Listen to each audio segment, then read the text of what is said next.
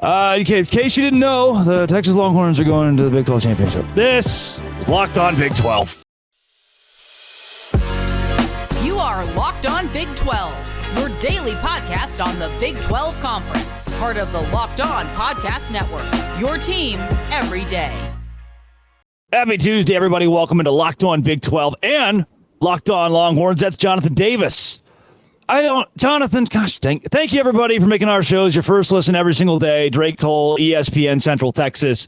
Who would have thought we'd be right here with the University of Texas on the cusp of its first Big 12 championship in 14 years? And let me preface this by saying Texas should win by double digits on Saturday. I'm an objective journalist here, and it's what should happen. On the other hand, I don't feel bad representing the other Big 12 teams here and saying that this is not something the other teams in the conference revel in. The fact that Texas is leaving the league and having its best season in, you could argue, its best season in 14 years. Jonathan, let's start right here.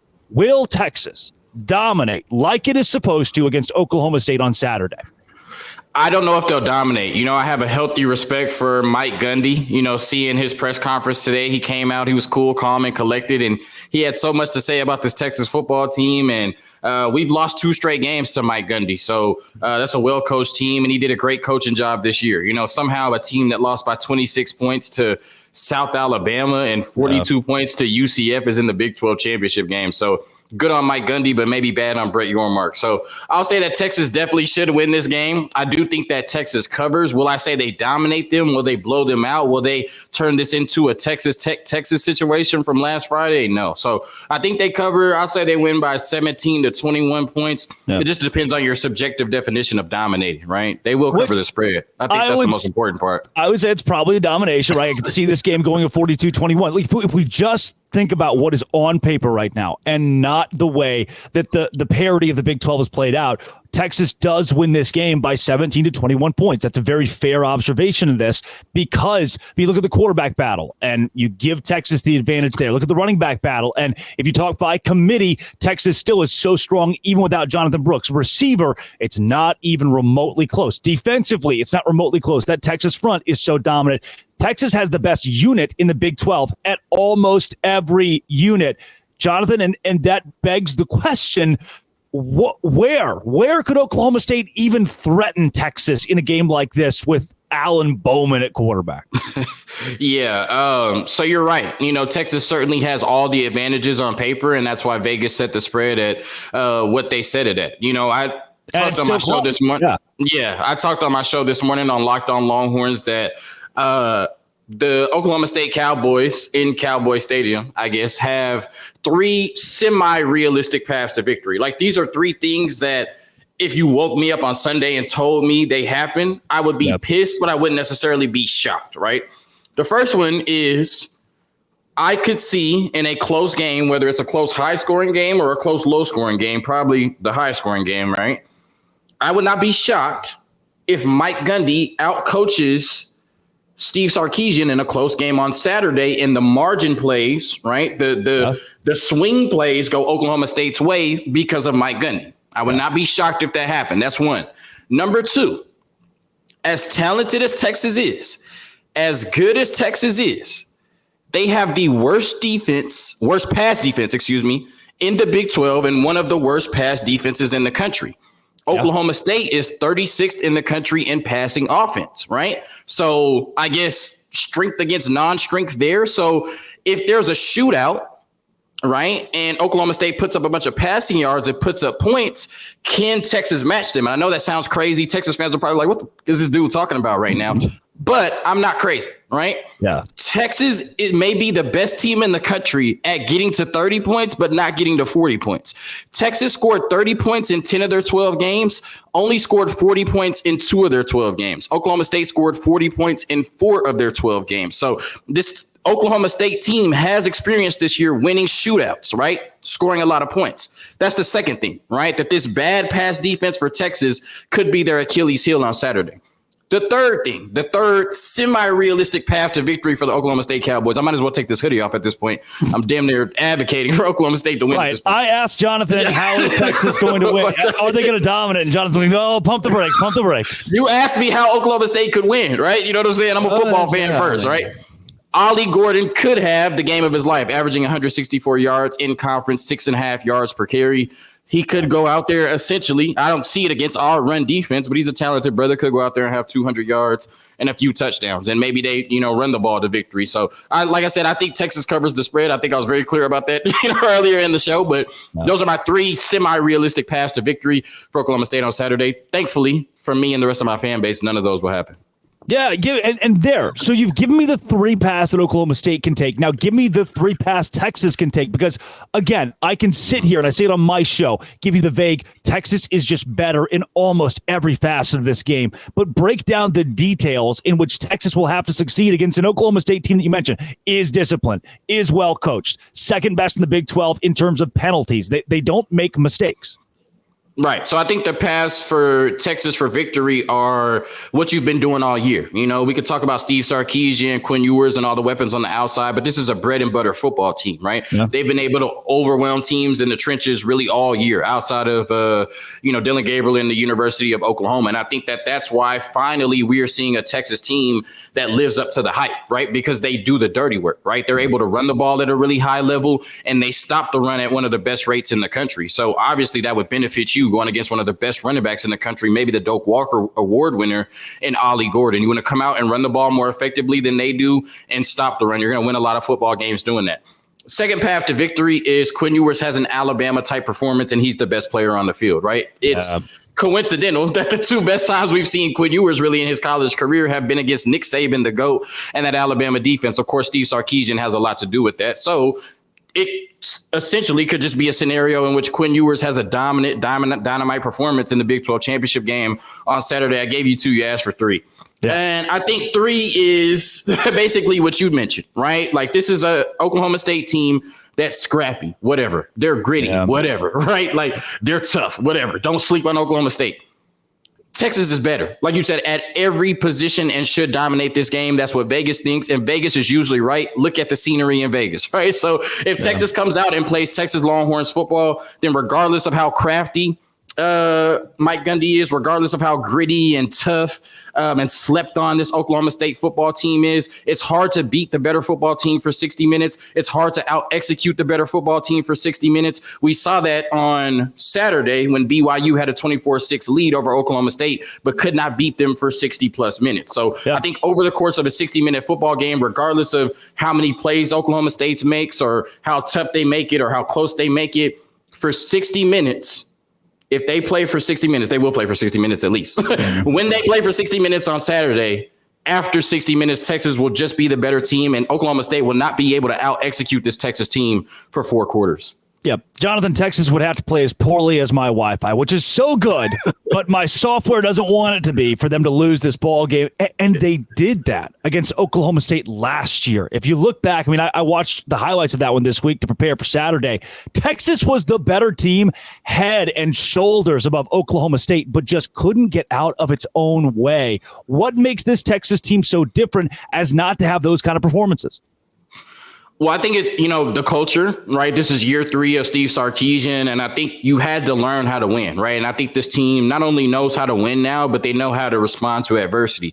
You talk about the Oklahoma State game, they were up double digits at halftime. They were running the ball really well. Everything seemed fine, and then it all kind of collapsed in the second half, right? And then that's when you find out who you are as a football team. That's when you find out what you're made of, right? And we didn't have the resilience. We didn't have the strength. We didn't have the wherewithal to punch back, right? Like, we punched first, Mike Gundy punched back, and we never gave out that third punch, and they were able to overcome that and win the game. And, Quinn Ewers had one of the worst statistical stat lines for a quarterback in the last 20 years, which is crazy. Yep. But so I think the difference now is we threw the ball 49 times in that game last year.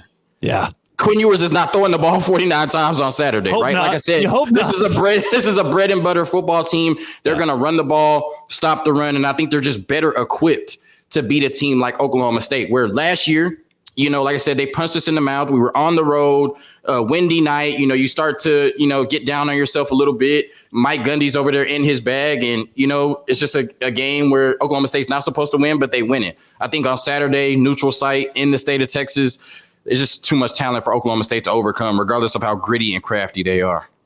Well, Jonathan, let's talk about what a Big 12 title would mean for Texas and Steve Sarkisian. But first, we'll hear from our valued sponsor, FanDuel, right here at Locked On Big 12 and Locked On Longhorns, part of the Locked On Podcast Network, your team every day. Today's show is brought to you by FanDuel. FanDuel is where I go to make money. I call it my passive income. I go to FanDuel and I win money. New customers get $150 in bonus bets with any winning $5 money line bet right now. As you go, you bet on Texas on Saturday. You say they're going to win the game. Their money line's probably like, what, by minus 1,200. You go, you put $5 on it. $5 on it at FanDuel. Win $150 in bonus bets. Again, $150 if your team wins. If you've been thinking about joining FanDuel, there's no better time to get in on the action. The app is so easy to use. There's a wide range of betting options, including spreads, player props, over-unders, and more. Visit FanDuel.com/locked-on to kick off the NFL season. FanDuel is the official sports betting partner of the NFL.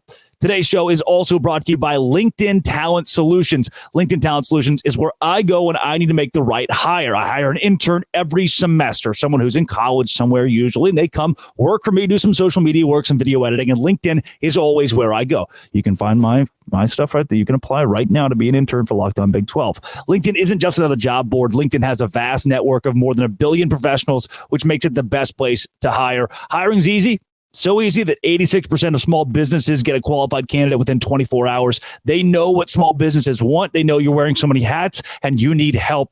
LinkedIn makes the process quick and easy. They even just launched a feature that helps you write job descriptions, making the process even easier. Post your job for free at linkedin.com/lockedoncollege. That is linkedin.com/lockedoncollege to post your job for free. Keep in mind that terms and conditions do apply. All right, Jonathan, when you think Texas hoisting the trophy, Quinn Ewers, Steve Sarkisian on Saturday, what does a Big 12 title mean for the Texas Longhorns?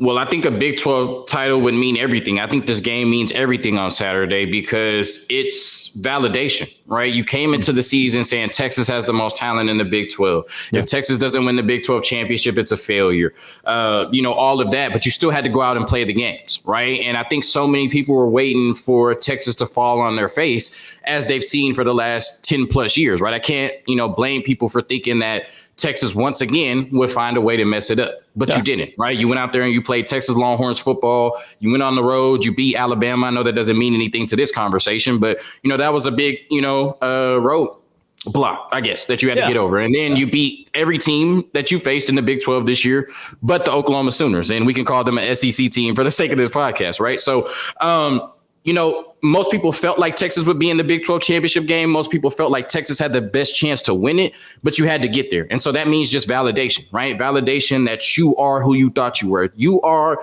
who you set out to be in spring practices and in fall camp. And every practice and every week and every game, when you said this is the goal and you set out to do that, that win on Saturday means that you are who you thought you were. But a loss means you are who they thought you were, right? And this season means absolutely nothing, right? Texas is not they are a program that can brag about a conference championship right now because we haven't had one in 14 years. Yeah. But obviously that's not the ultimate goal for a blue blood program like the University of Texas, right? Steve Sarkisian said we didn't get this far just to get this far.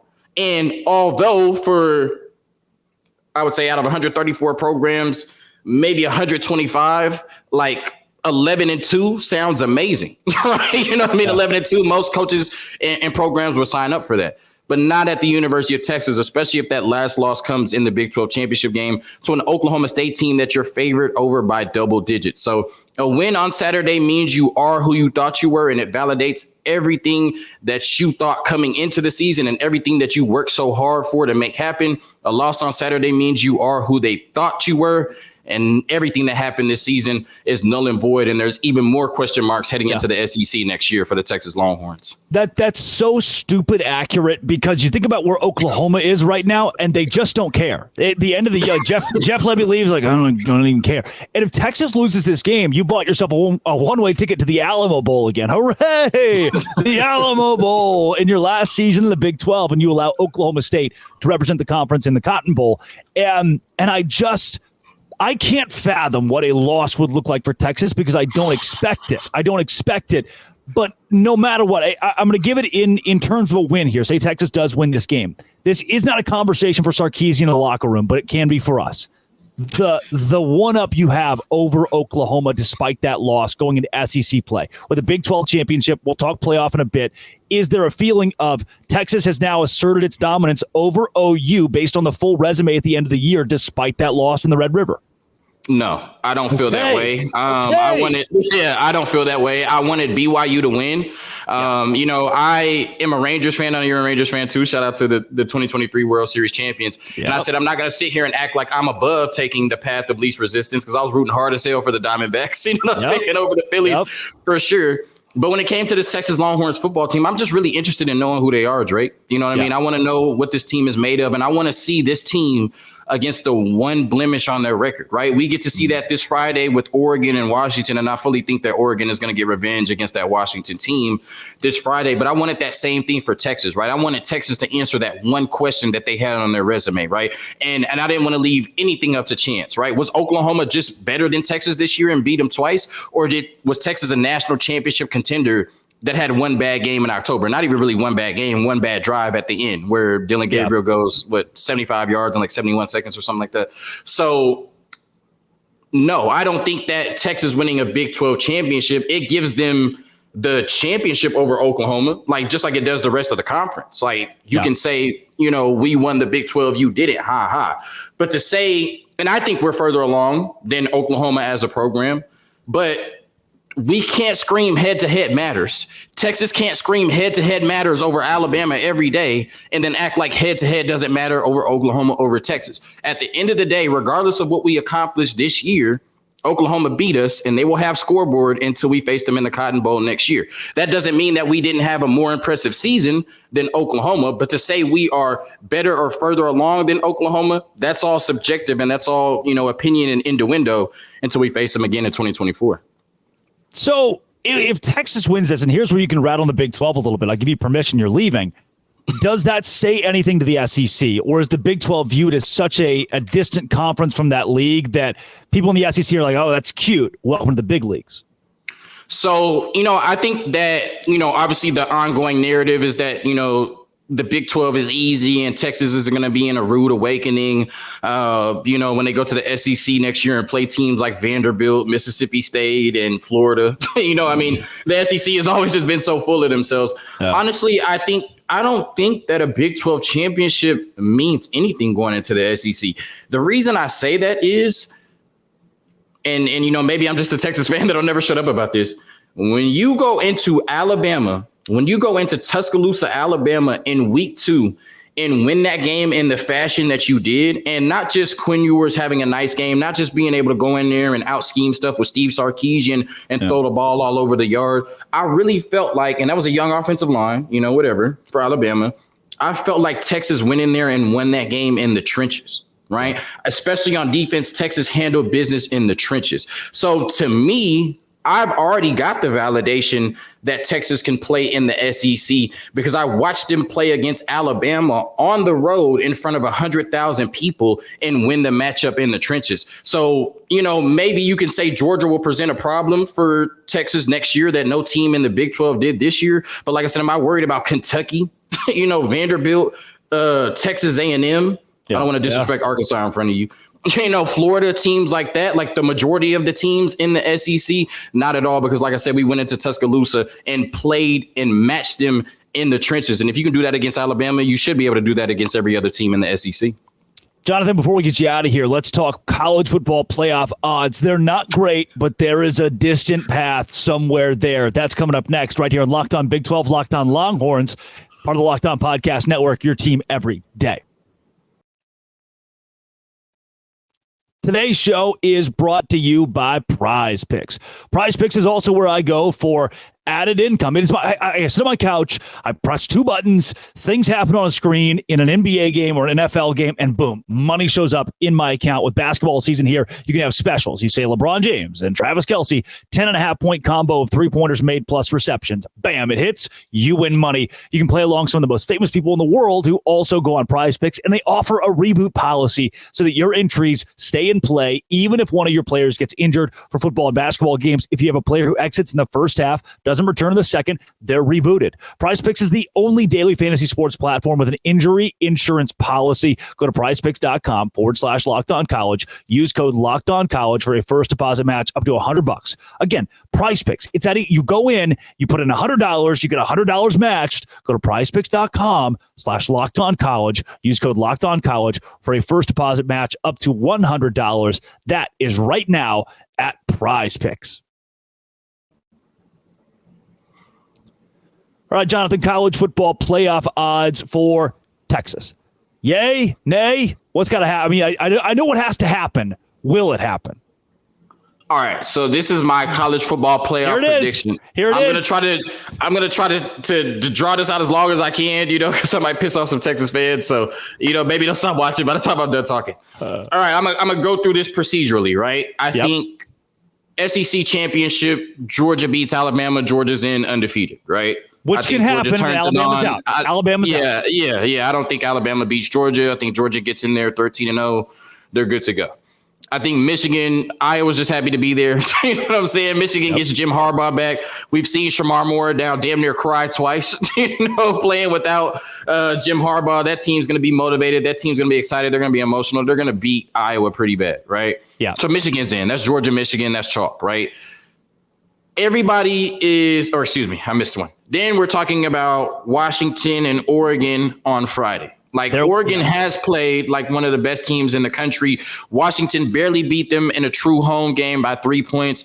I definitely think Oregon beats them on Friday. That should punch Oregon's ticket into the college football playoff. I think the winner of the game on Friday should be in the college football playoff. So now we have Georgia, Michigan, and either Oregon or Washington, right? That realistically probably leaves Florida State or Texas. And this is where the big debate comes in. And to me, it's not a perfect comparison, but it's eerily similar to last year with TCU and Alabama, where we all knew for a fact that Alabama was the better team. But we were so tired of seeing Alabama that we propped up TCU and said TCU had the better resume and deserved to be in the college football playoff. And they did only to watch them. They did win the game, right? They did win a game. Yeah, right. Because they outsmarted Coach Harbaugh. Right, but either way, they did win the game. So I guess they validated, them going to the college football playoff, even though they lost by 100 to Georgia, right? True. I think this is what's going to happen this weekend. Okay. Yeah. Florida State is going to beat Louisville. Texas is going to beat Oklahoma State. People are going to say Florida State is the more deserving team because they're undefeated, even though they're playing without Jordan Travis. By the way, are going to say they've been playing the Little Sisters of the Blind every week. That too. People are going to say Texas is the better team, right? So then it comes down to a conversation of, do you put the more deserving team in who was literally flawless on their record if they beat Louisville, or do you put in the more exciting team who has a better chance of knocking off programs like Georgia and Michigan at this point with Texas? And I think if Texas and Florida State both win this weekend and Georgia, Michigan, and the winner of the Pac-12 championship have already punched their tickets, then I think Florida State should get in the playoffs. And I'm hoping all the Texas fans turn this off by now, right? I think that, to me, like I said, we cannot scream on-field results matter. Yeah. And then tell the College Football Playoff Committee to put in a 12-1 team over a undefeated Power 5 ACC team. I just do not see the logic for that, even as a Texas fan, even with Screaming Bebo on my chest, right? You know what I mean? I'm an analyst first. I'm truthful first. I'm just going to tell you how I feel, right? So I do think Texas is better than Florida State at this point. I do think Texas would produce better games in the college football playoff at this point, but I just do not see a scenario in which it would be right or which the committee will put a 12-1 team in over a 13-0 team just because their quarterback got hurt due to injury. We've already seen a precedent where a backup quarterback at Ohio State led a team to a national championship. And for all the Texas fans that are sitting at home pissed at me and mad right now, I want to ask you this. I'm going to challenge you to answer this question honestly. If Texas was 12-0 right now and Malik Murphy was the starting quarterback because Quinn Ewers was hurt and we won on Saturday, how would you feel if people said a 13-0 Texas team wouldn't look good in the playoffs with Malik Murphy, so they should be left out? you would feel right now how all of the Florida State fans feel hearing that BS. So I can't feel a type of way just because Texas is involved. If a 13-0 Florida State team exists on Saturday, they should be in the college football playoff. In any other year, Texas would probably make it. Unfortunately, this looks like the year that they might be on the outside looking in. But with that being said, I'm rooting hard as hell for Louisville for sure. Yeah. and at the root of this, at the true root of this, you defend Oklahoma for 1 minute, and we're not having this conversation. You defend Oklahoma at the end of that game for 1 minute, and we're not having this. It's not. You're probably the number one team in the country right now. Correct. So that's what I'm saying. On field, if we want to scream on field results matter to all the Bama fans, then on field results matter. And Florida State found a way to go 13-0 if they win on Saturday. You cannot penalize a team of 100 people because their quarterback got hurt. And like I said, we have a precedent that anything can happen when you get there. It's 2 football games.